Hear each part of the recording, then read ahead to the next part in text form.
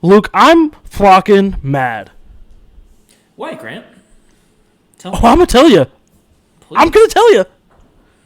You heard of this town called Oklahoma City?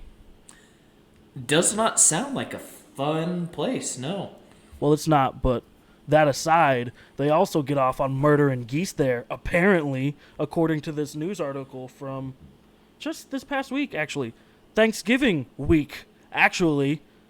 So let me get this straight. First, we have people standing up goose task forces to kill geese. Now Yeah, they're just just straight up to going call at them. it willy-nilly.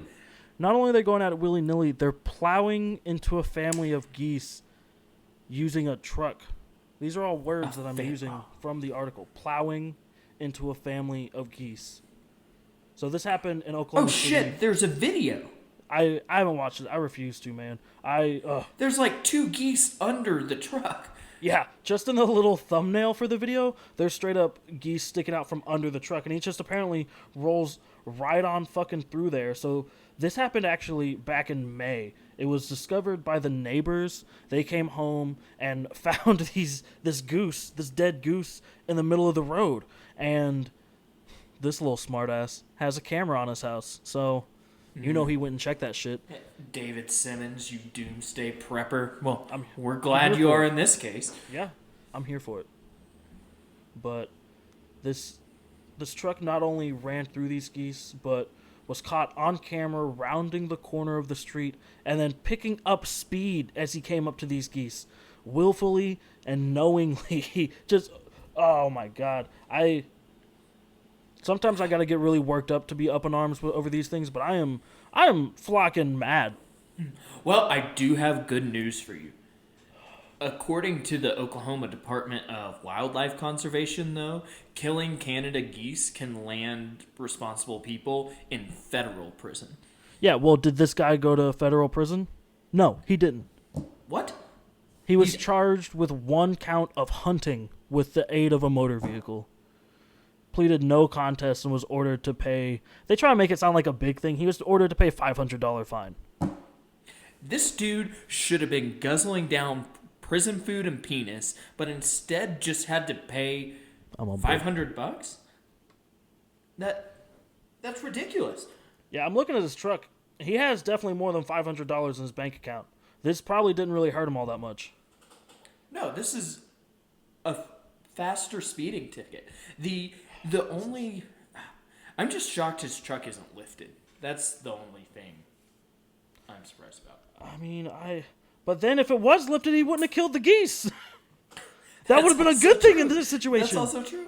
Lifted trucks keep geese safe. So Oklahomans with an IQ of below 70, lift your trucks. Because we all know you have them. A lot of them have lifted trucks. I'll give it to them. We spend a lot of time flying around Oklahoma and Oklahoma City. And you know what? Not everyone there is the smartest person in the world. And there's a lot of lifted trucks. I can also say with pretty strong confidence that a lot of those lifted truck homies are also animal homies who care about animal rights because people care about that kind of shit in Oklahoma. Except for our boy Scott Hannity, this fucking goose murderer. Oh! Well, at least Jason Sudeikis cares. Did you hear him say something similar the other day? Welcome to the Unruly Geese Podcast.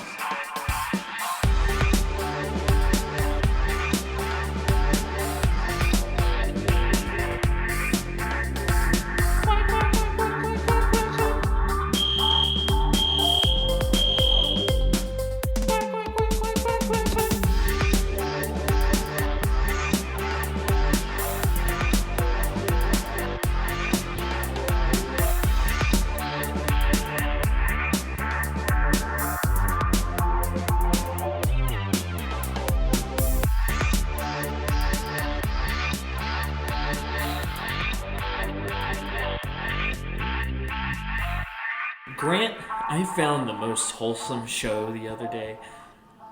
Dude, tell me about it. It's called Ted Lasso. Jason Sudeikis is a soccer coach who came over. Are you talking like those commercials from the World Yeah. Cup from like 4 years ago. Yeah, from like yeah, exactly. The whole Jason Sudeikis is an American football coach that goes over to England and coaches a Premier League team. It's that bit, but a TV show. And it was actually really wholesome and uplifting and exactly what 2020 needs. Dude, Have you gotten know a what? chance to watch any of it? Let me hop in here real quick with a hot take. I found this show absolutely delightful. It is magnificent. It's so wonderful. Every single scene is so uplifting. Like I was telling you, they really put him in a bunch of antagonistic situations and situations that in other sitcoms would be played for like the cynical beat of another faceless bureaucrat being rolled up under, the corporation of big business or whatever that scene is. But no, every time he just flips the person to his side with his optimism and they're all happy friends and it is wonderful. It is such a good. It's funny as hell too. British accents, those always give me the chuckles. Dude, that's my takeaway. Is like I was surprised. I mean, this is gonna sound weird, but I was surprised with how British it came across. Right. Like my concern watching it, because I really like a bunch of British TV. Like I grew up in high school watching a bunch, was super into Doctor Who, and so one of my bigger concerns, I was like, well, is this just gonna be like an Americanized version of British TV shows, and like, because it is on Apple TV, like it's not necessarily made for an international audience first. But no, I was really impressed. It's got like, it feels like a British show that Ted Lasso has just been dropped into, and he is poisoning their horrible, cynical, bleak humor with his amazing outlook. Yeah, I agree. And I wish we had more TV shows based in London. It was really cool to just see that part of the world. I enjoyed London. It's a cool city. You need to watch like Skins, but not the MTV version. There's this really good old one called, or not old one. There's this really good one called, it's like a Hospital, or H. Ooh. It's basically about this group of squatters in the UK living in a hospital or an old hospital that has been abandoned, and it's just really interesting. But anyway, one thing about the show, beyond the comedy and the writing and just the situational happiness that it exudes, is the fucking music. Man, it's not something that necessarily jumps out to you, but once you really sit back and think about it, you're sitting there at the end of an episode and you fully process what just happened on screen, and you hear the song playing, and it's just the perfect song for whatever just happened. And in most situations, it's kind of a I don't know if you get this vibe too, but it's like it's really off-kilter pick for that moment, but fits perfectly with whatever's happening, Yeah, I totally agree. My boy Marcus. What were you saying? There's a moment where a couple is breaking up and was probably going to see each other probably for the last time, and they played the perfect Mumford and Sons song. So I loved it. Dude, I fucking cried. Right? It was so... But at the same time, it was somehow happy, too. Like, you knew it was the right choice to make. You knew that both characters were going to be better for it. But it processed this really sad thing. And that's what I think Ted Lasso is so good at as a show about. It takes these situations that are common to people, things like not doing well at your job, or maybe being about to get fired, or going through a rough time in a relationship with someone, and it finds the light in that while still allowing the darkness and sadness of that moment to come through. But that's why I like the show a lot. Dude, it's just... it's reflected perfectly in that moment by the song choice that Marcus picked, which was... I think it was Forever. One of his own. Is the one you're thinking of. Yeah, I think it's Forever, yeah. He picked his own song, which one takes balls, I think, as a music producer for a show. But yeah, it worked. Yeah, it's definitely a ballsy play to be like, oh, I'm the music coordinator. Let me just get me and my boys a quick little payday real quick. But no, it 100% pays off. And the music in general, there's a lot of choices that when you think of it as Marcus Mumford, the leader of Mumford and Sons, is the music coordinator, there's like, oh, this is fucking Lizzo or some like kind of obscure like rap hip hop group that you're like, it just strikes me as like Very surprising in a good way. Everything about the show. It's real fun. Yeah. I really enjoy it, and watching it, it's obviously a very fantastical situation. It's something that could play it out in real life, but it would be more akin to like, well, this guy played football when he was in college, but before that he played nothing but soccer, and now he's being hired and he's always wanted to be a soccer coach, and he's becoming a soccer coach through that way. It wouldn't be the same process of let's find this really good football coach and just hire him for our football team as like an off-kilter hire. But if it did play out exactly as it does in the show, I have an important question for you. Who in college football right now is coaching that you think would make the best real-life Ted Lasso? Ooh. That's a good question, Grant, because Ted Lasso was hired for his coaching prowess. In spoiler alert, but in like the second or third episode, it comes out that Ted Lasso was hired specifically to drive the program into the ground. But this character is someone who has built up culture at schools, at programs, and then done good things with that. So it's less about the specifics of the sport they're actually playing and more on how to play cohesively. So with that, I would have to choose Coach Ed Ogeron from LSU. I think he embodies that pretty well. Like, look at what he's done with that LSU culture. I think the team LSU fielded last year, where you obviously had a ton of talent, but they all played together really well. They were cocky as shit. They stepped onto the field and knew they were going to win and didn't even care who was across from them. I think that and that spirit that Ed brought to that is really the embodiment of Ted Lasso. Hey, we're going to win, we're going to have fun, we're going to play our ball. Hopefully you can play that. So, yeah, I'd go with Coach O. Okay, I see that. I think we're definitely choosing in the same vein here because, like you said, Ted was chosen in, I don't want to say in spite of, but he was chosen because of his coaching ability, not necessarily because of his, gameplay and his tactics in the game. He was in the show, you can tell he was modeled after one of those coaches that you'll see like after a really big NCAA tournament win in basketball, or you'll sometimes see him in college football. I feel like not as much, but just those really over excited and really passionate, usually a bit younger, but those passionate head coaches that are generally seen as more of like a leader of men rather than like a Lincoln Riley, like a football protege. And you definitely chose well with our boy Ed, because that's basically what he came in and ran Les Miles' playbook with his chutzpah, and that's what got him there. And I chose Matt Campbell at Iowa State. Ooh. And let me tell you why. Tell me. So Iowa State, when we first really started paying attention to football when we went to college, they were pretty shitty. They showed up every year, and that was pretty much a guaranteed win on the schedule for any team playing them, not named Kansas. And basically what I'm saying is they were pretty shitty. They were one of the worst teams in the Big 12, if not the nation. And my boy Matt shows up, and though they still had all the same talent that they fielded the years before, and we're still getting that same type of player that was really good in high school but is a dime a dozen on a college field. But that doesn't matter because he took those players, and in the 3-4 years since he's been a head coach, do you know how long it's been? Let me see. All right. Well, in the 3 or 4 years since he's been a head coach, he's not only taken that 2015, yeah.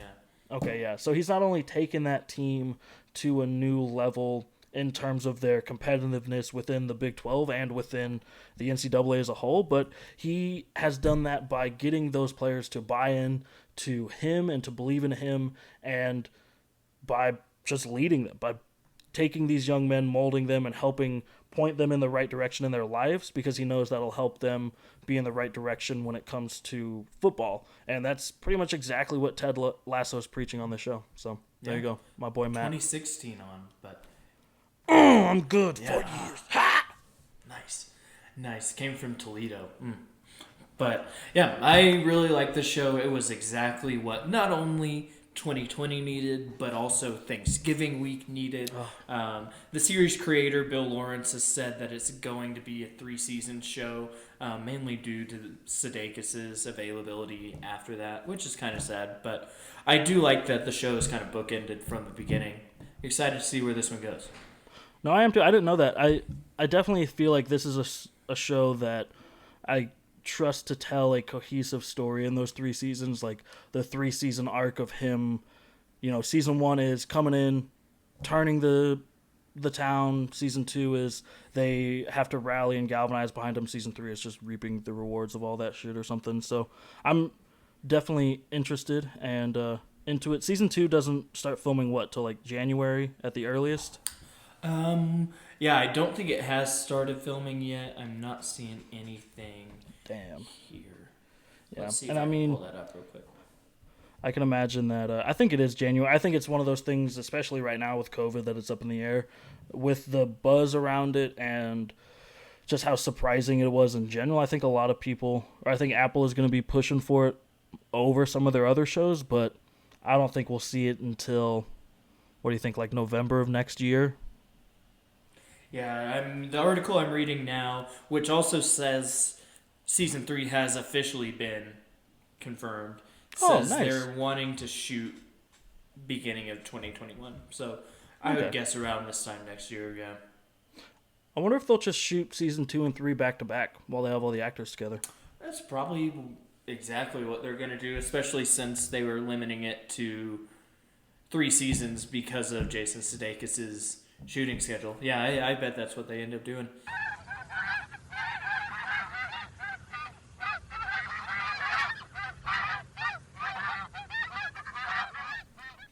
So, Grant, college football is more than underway. Well, College football? I guess not. It's college on? football. It is here. There are some teams that have played like 2 games, like in the Pac-12. There are teams that have played like 8 games or 9 games, like in the Big 12 and ACC. But yeah, it's been a pretty interesting season so far. I honestly, usually I'm plugged into college football, but I have not been doing much of anything, paying attention to much of anything this season. I know Alabama's still pretty good, and I know that the rankings are bullshit, so let's go through it. So, number 1, obviously, we have Alabama. They have...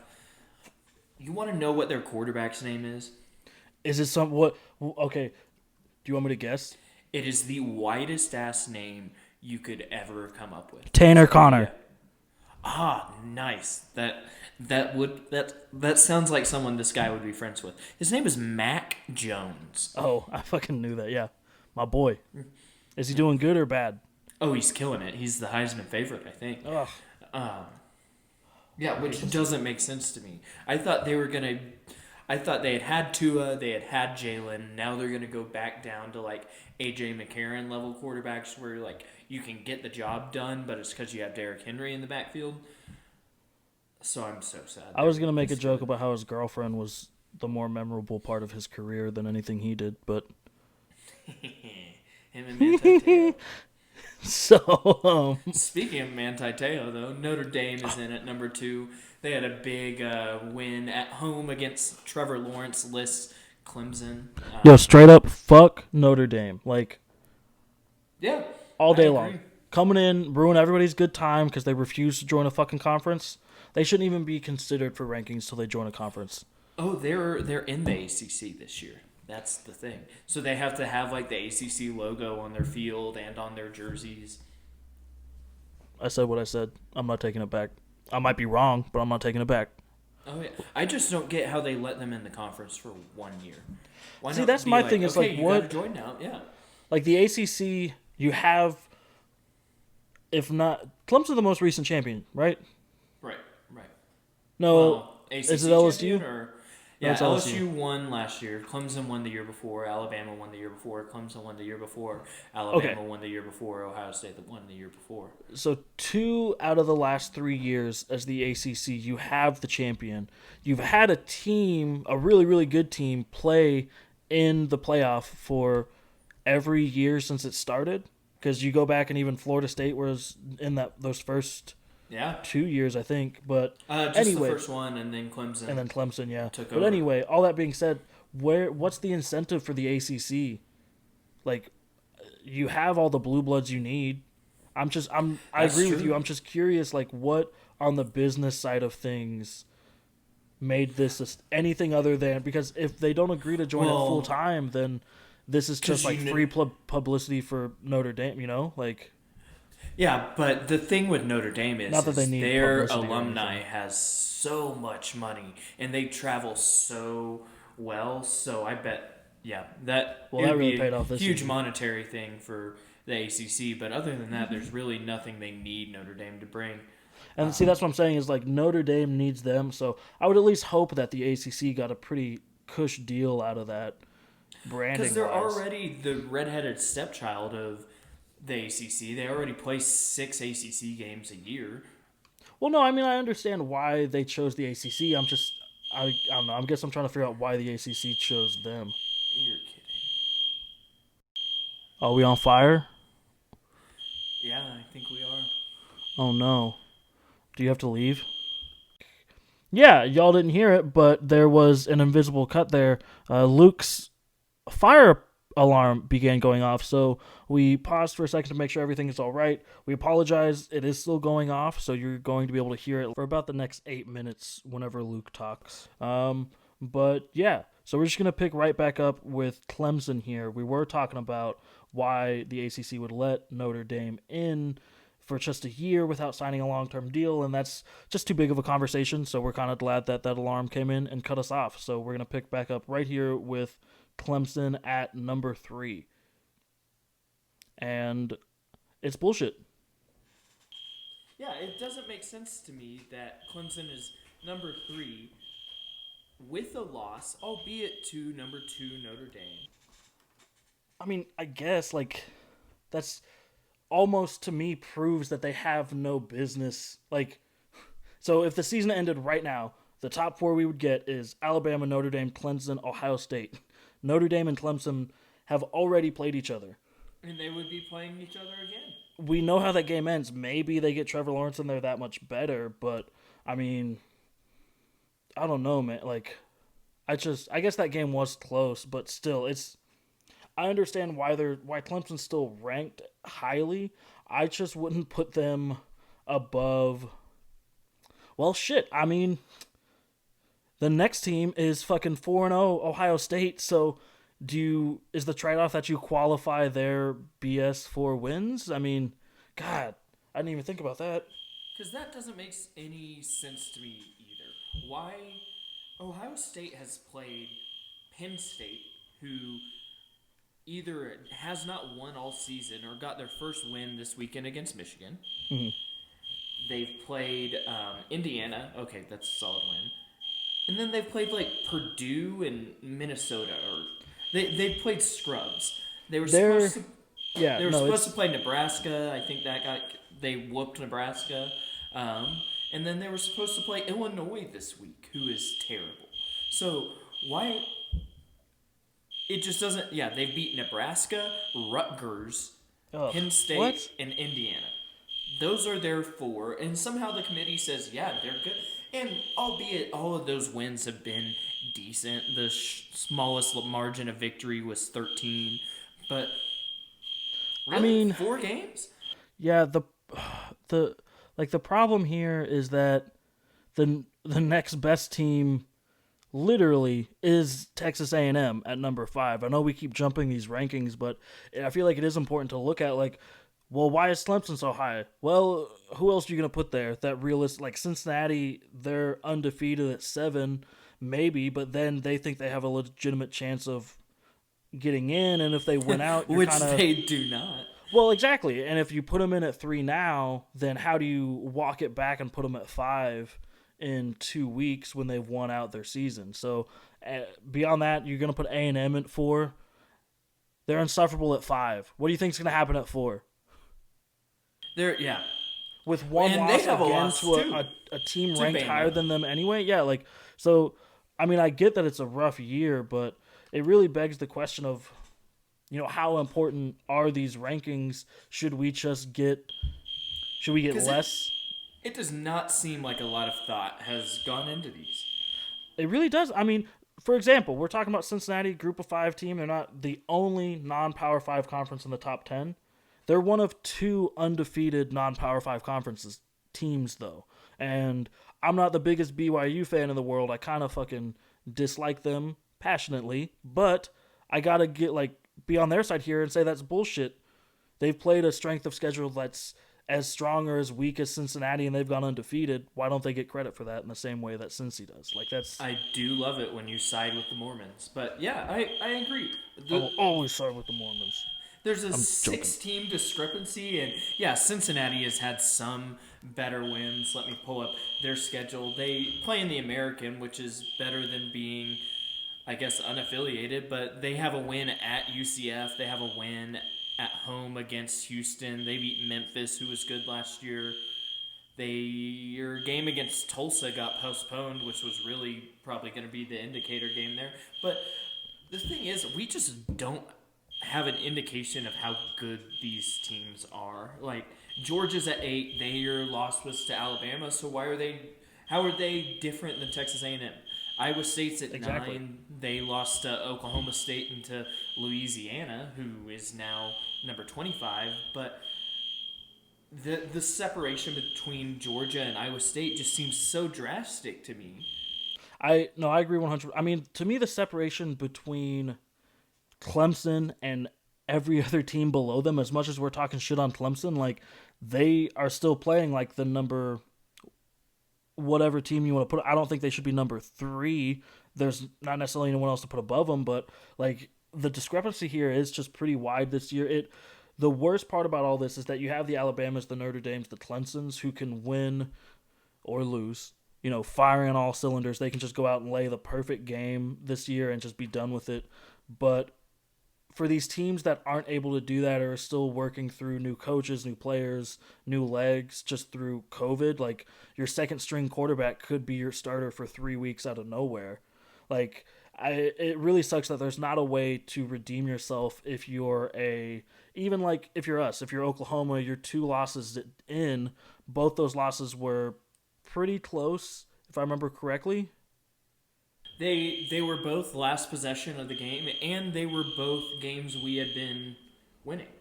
Yeah, which I will say is a mark against us. We were winning. We should have won them. But I would also say that we were playing the best football we've played all year. We're playing the best football across both sides of the ball that we've played in 4 years. I mean, we're forcing turnovers, but that won't matter Which is huge. Yeah, but that won't matter because A&M beat fucking Tennessee and Florida, and we lost to Iowa State, who's ranked ahead of. It's super inconsistent, and it really begs the question: is there a better way?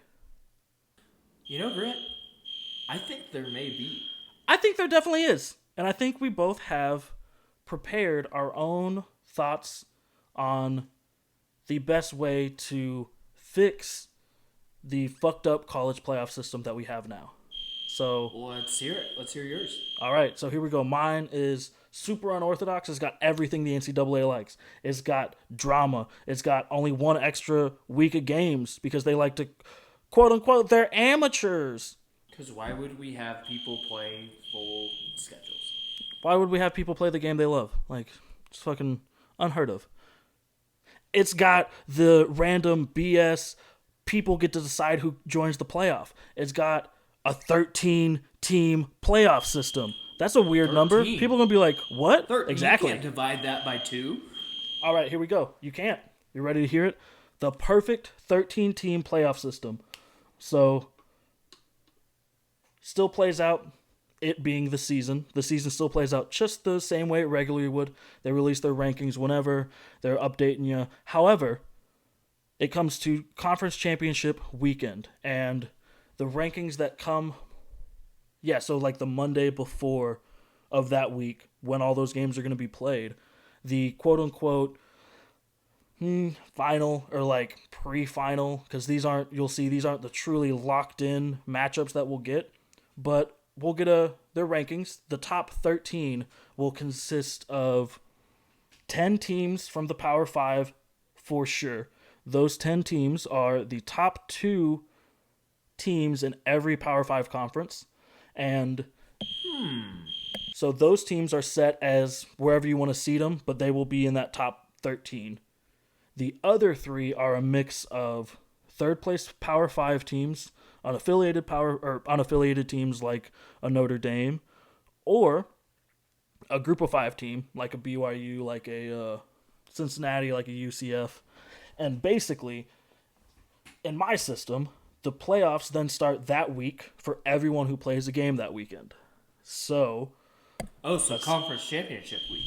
Conference championship weekend is week 1 of the playoffs. It's almost like it would ultimately probably be treated as more of a play-in game, but if you're thinking with portals here, then you can just extend the playoff, reap the revenue of like extending the playoff branding without extending the playoff reach too much, and risking overexerting your players. So that's kind of what I'm shooting for here.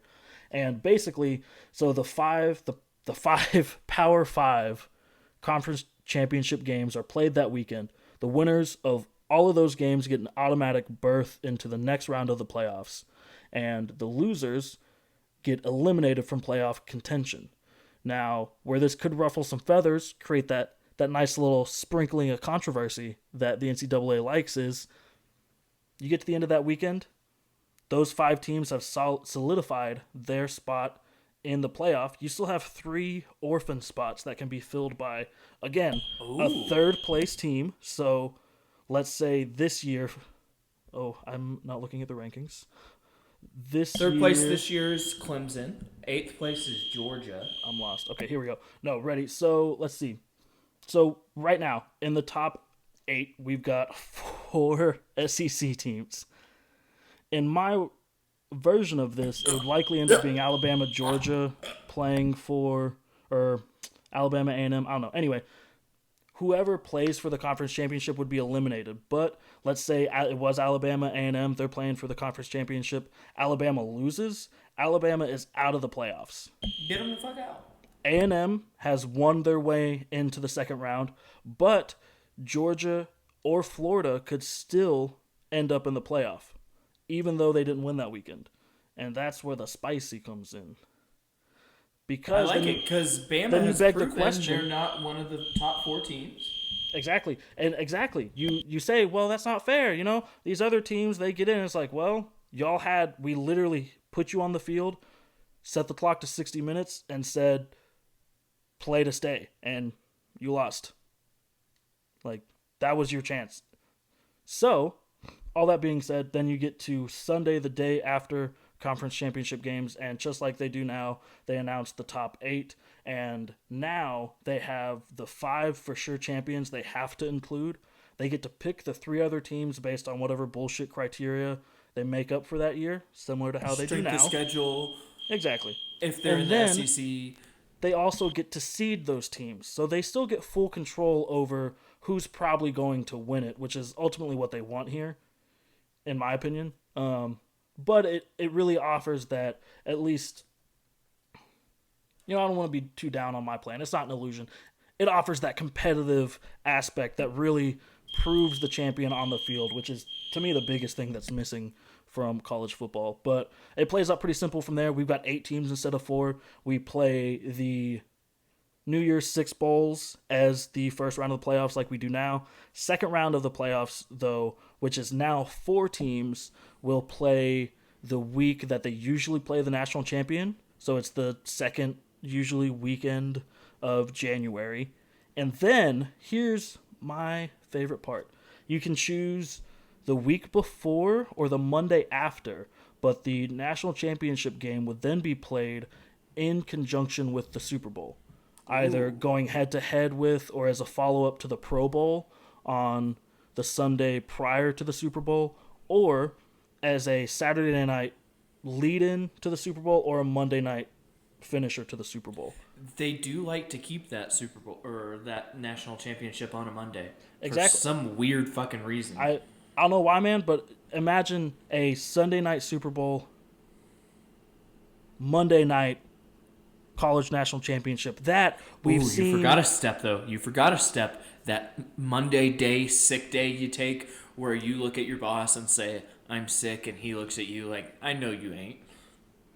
Are you FaceTiming your bosses when you tell them you're sick? Why are you looking at your boss? All the time, dude. That's weird. Especially when I'm sick.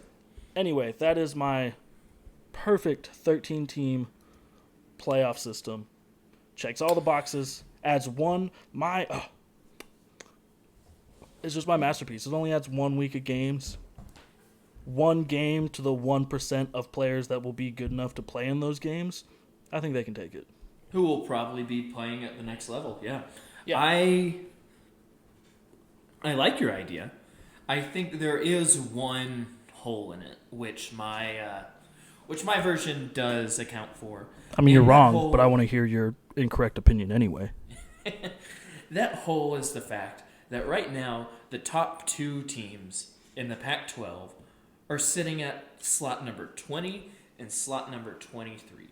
Dude, I'm fucking here for it. I'm an agent of chaos. I do not care. Let 23 trip their way into the national champion. I will be the first in line to buy that shirt. See, I have heard that article or that argument before. Last year, people were like, "Oh, do we really want to see LSU play Wisconsin, the 8 seed? Like, we don't need to expand this out. Do we really want Ohio State to run over Baylor, the 7 seed?" Yes. Yeah, absolutely. Yeah, we fucking 100%. do. Yeah. I want to see as much football played, but I want it to be quality. And still, I think that's the ultimate problem with this college football playoff system that we have is there's no way to guarantee that the best 8 teams are the ones in the playoff, or the best in teams are the one in the playoff. Except for in my system, they played their way in, and then the other 3. It's just you're not listening, man. You get the play in, you get it decided on the field, but then you get the BS we have now on top of that, and so you get fucking Oregon number 23 mixed in there, looking like children playing Alabama or playing Notre Dame. Like, ugly football is ugly. You're probably right there, but I want you to think about how entertaining it would be to just all corral around the TV and be like, let's watch Alabama just fucking cream this. Or like, imagine. Let's watch them curb stomp these ducks. Exactly. Imagine some of the hits, some of those big, like, I mean, Oregon tends to have like smaller, faster players just by style, whereas Alabama is a hard-nosed, downhill, we're going to snowball all our biggest players into a fucking snowball and run you over with it. Like, let me see Alabama fucking flatten Oregon. Let them get really into a groove. Let Clemson do the same thing against Washington. And then, or I guess it wouldn't be Washington this year, but anyway, and then when they meet in the next round, they're both fine-tuned. They've got a nice little fucking like a chum game to really to wet their whistle, and then they had that warm-up. Going at it. Mm-hmm. Exactly. Or maybe they've forgotten what it's like to play against other dudes their size, and then they line up against Clemson, and both sides are going 100 miles an hour out the gate. Give me that all day. Would be fun. Right? But, so I have an 8-team playoff. I like having the conference champion. Hit me with it. I do think that conference winner should be in the playoff, which we do both agree on. And then what I want to maximize in mine is I want people to have a home playoff game. So I think you have your 5 Power 5 champions, and then you have 3 at-large spots. So the committee still gets to fuck around and do their bullshit, arbitrarily decide 3 teams to come in. They still get to seed these teams. But then that first round, the week after conference championship weeks, that game takes place at the higher seeds' home stadium. So this way you get games like, let me pull up what it would have been last year. You get Wisconsin, LSU in Death Valley in Louisiana. You get OU, Georgia at the Palace on the Prairie. You get Baylor going up to the Horseshoe. So you get these cool classic games that that have meaning, that have a reason to play for them, and you get to put them in these historic cathedrals of college football, which is something I don't think the current system does really well. Obviously, the bowls are historic, but all of them are really just in NFL stadiums right now. So other than the Rose Bowl, there's not a ton of like awe around the bowl. Like no one cares that they're going to play in Jerry World at the Cotton Bowl. Yeah. It's usually just the bowl by name for tradition's sake, because it's not even like it's the AT&T Jerry Bowl now. It's not even the Cotton Bowl Right. It is the Cotton Bowl, but you know what I'm saying. Yeah. But so the Rose Bowl is the only bowl like that. So then this way you have classic games with classic teams in classic college football spots, and you get to make history there in those stadiums, not in Mercedes-Benz Arena in Atlanta. So I think it's cool to have those games at home. Then you can do your the two winners from there go to, or the four you still winners have the from that semifinal game games goes to those semifinals. Keep that intact. Arbitrarily pick where you're going to have the national championship every year, and then the teams that lose can still go to the other bowls. So it keeps a lot of things intact. I think it would be more easy to adopt while still expanding enough and making that playoff better, because I think ultimately the line between 4 and 5 and the line between 8 and 9 is that line between 4 and 5 is much more granular. That's fair. I would argue that to a certain extent, like we are arguing for the same playoff system. I'm just kind of like, I guess my branding is more focused on like expanding it as much as possible, where you're just trying to get the most quality football out of it. And I agree, yeah. And in turn, like along with that, get the best football, like with home games and stuff. Now, I want to ask you something. You said with your home games, with the first round, that would be home games. You're saying that takes place 1 week after conference champions? Mm-hmm. That's a negotiable part.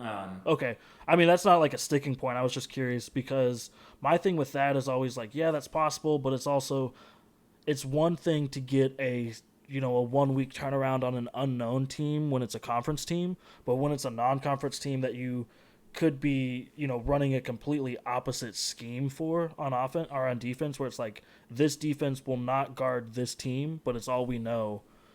Is it really fair to give them a 1 week turnaround? But I guess you said that's negotiable, so that's not even a point. With that point, I would rather it be a 1 week turnaround. I do think it would be very difficult to keep the semifinals. Well, also it would, the timing of that I think would work out to where you could do week off, week on, week off, week on. But you do have to have, like, with my system, we are putting the losers back into the New Year's Six Bowls, so we need to get those decided. So logistically, there's that error. And then the other thing is I want these. If you're a top 8 team in the nation, you need to be able to game plan. You need to be able to say, okay, this is who we have. I have 7 days to put this strategy together. This is what we're doing. Well, wouldn't you argue couldn't you argue that's outside the scope of what's expected of a normal, good football team? Like, they know their schedule weeks in advance. They're able to game plan for week 10 starting in the preseason. So what are your criteria for, the best 8 football teams? Because, like, this year, we could end up being one of the best 8 football teams in Oklahoma.